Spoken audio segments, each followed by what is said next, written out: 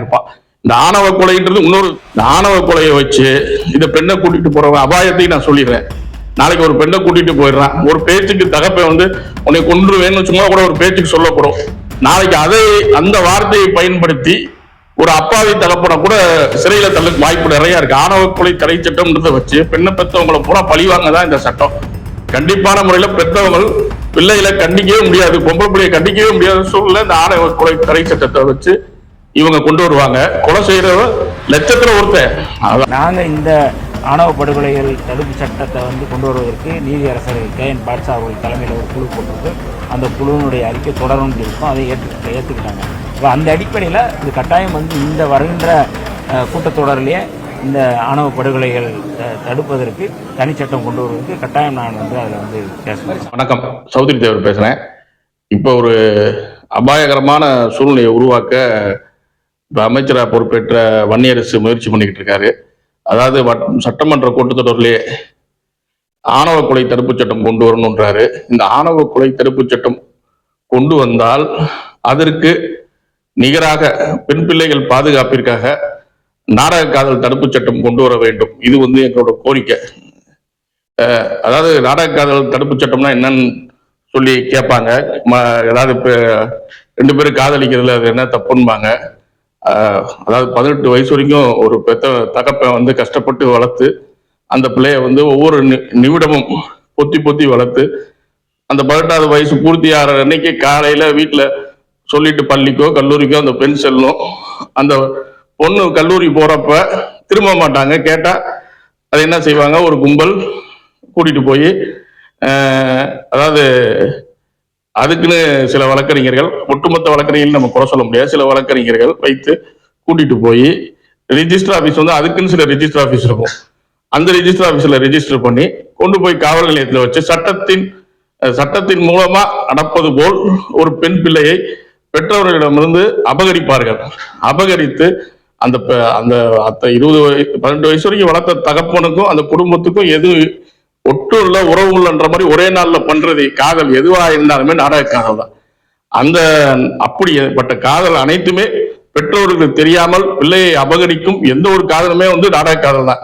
கண்டிப்பா அதுக்கு எந்த காலத்திலையும் எந்த பெற்றோராலையும் அதை ஏற்றுக்கொள்ளக்கூடிய மனநிலை கிடையாது. ஆணவ கொலைன்றது எங்கேயோ 1-2 நடக்கும். ஆனா நீங்க ஒட்டுமொத்தமா ஒரு சர்வே எடுத்து பாத்தீங்கன்னா இன்னைக்கு பொண்ணை இழந்து உட்கார்ந்துருக்க தகப்பன்கள் குடும்பங்கள் கோடிக்கணக்கில் இருக்கு. அதை அரசு கணக்கில் கொள்ள வேண்டும். வன்னியரசு பேச்சை தமிழக முதல்வர் அவர்கள் எடுத்துக்கொள்ளக்கூடாது. அப்படி எடுக்கிறதா இருந்தா சமமா, அதாவது எடப்பாடி இருக்கும்போது ஒரு சட்டம் கொண்டு வந்தாரு, அது நிறைவேற்றப்படலை. ஆனா அது நல்ல சட்டம். ரிஜிஸ்டர் ஆபீஸ்ல பெற்றவங்க கையெழுத்து இல்லாம பிள்ளைகளுக்கு திருமணம் நடக்கூடாது. அப்படி அதுதான் உண்மையான நாடக காதல் தடை சட்டம். பெற்றோர்கள் பெற்றோர்கள்ட்ட பேசி அவங்க கிட்ட அனுமதி வாங்கி ஒரு திருமணம் நடக்கலாமே தவிர்த்து பெற்றோர்களிடம் பிள்ளைகளை அபகரிக்கும் போல் சட்டத்தை பயன்படுத்தி அப்படி ஒரு பெண் இது நகை திருடுற மாதிரி ஒரு பெண் திருட்டு, இதை கண்டிப்பா முதல்வர் விஜய் அவர்கள் ஒரு காலத்திலும் இதை அனுமதிக்க கூடாது. இது அதாவது நீங்க ஏற்கனவே பெண் பிள்ளைகள் பாதுகாப்பை பத்தி நிறைய பேசிட்டு இருக்கீங்க. அதனால அதுல நீங்க உங்களோட அரசுல நாடக காதல் தடை சட்டமா இப்படி ஒரு விஷயத்தை நீங்க கொண்டு வந்தீங்கன்னா கண்டிப்பான முறையில ஒட்டுமொத்த பெற்றோர்கள் பெண் பிள்ளையை பெற்றவன் பூரா முதல்வருக்கு நன்றி கடன் பட்டவனா இருப்பான். இந்த ஆணவ கொலைன்றது இன்னொரு நடக்கும். இந்த ஆணவ கொலையை வச்சு இந்த பெண்ணை கூட்டிட்டு போறவங்க அபாயத்தையும் நான் சொல்லிடுறேன். நாளைக்கு ஒரு பெண்ணை கூட்டிட்டு போயிடுறான், ஒரு பேச்சுக்கு தகப்பை உன்னை கொன்றுவேன்னு சும்மா கூட ஒரு பேச்சுக்கு சொல்லக்கூடும். நாளைக்கு அந்த வார்த்தையை பயன்படுத்தி ஒரு அப்பாவி தகப்பனை கூட சிறையில தள்ளுக்கு வாய்ப்பு நிறைய இருக்கு. ஆணவ கொலை தடை சட்டம்ன்றதை வச்சு பெண்ணை பெற்றவங்களை பூரா பழிவாங்க தான் இந்த சட்டம். கண்டிப்பான முறையில பெற்றவங்க பிள்ளைகளை கண்டிக்கவே முடியாது, பொம்பளை பிள்ளையை கண்டிக்கவே முடியாத சூழ்நிலை இந்த ஆணவ கொலை தடை சட்டத்தை வச்சு இவங்க கொண்டு வருவாங்க. கொலை செய்யறவ லட்சத்துல ஒருத்தர். அது இன்னைக்கு வரைக்கும் ஆணவ கொலை பண்ணவன்றதெல்லாம் அவங்களாம் அதாவது அது கொலைக்கு கைது பண்ணிடுவாங்க. பல பிரஷர் கொடுத்து அந்த கேஸுக்கு முக்கியத்துவம் கொடுத்து தண்டனை வாங்கி கொடுத்துட்டு தான் இருக்காங்க. அதனால எங்கேயும் கொலை பண்ண தண்டனையிலிருந்து தப்பிக்கல. ஆனா அப்பாவி தகப்பன்கள் இந்த ஆணவ கொலை தடை சட்டத்துல கண்டிப்பா சிறையில் தள்ளப்படுவார்கள். பெண்ணை பெற்ற ஒரே காரணத்துக்காண்டி சிறையில் தள்ளப்படுவார்கள். இந்த சட்டம் இருக்கக்கூடாது.